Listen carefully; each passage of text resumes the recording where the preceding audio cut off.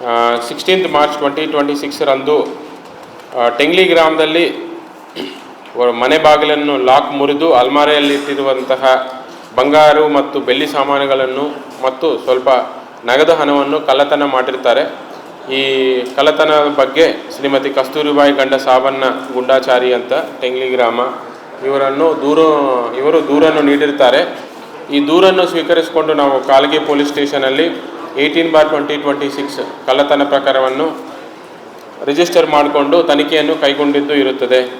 ಇದೊಂದು ಕಳ್ಳತನ ಇಲ್ಲದೆ ಕಾಲಗಿಯಲ್ಲಿ ಇನ್ನೊಂದು 4 ಕೇಸಸ್ಸು ಕಳ್ಳತನ ಮಾಡಿದ ಬಗ್ಗೆ ಒಪ್ಕೊಂಡಿದ್ದಿರುತ್ತದೆ.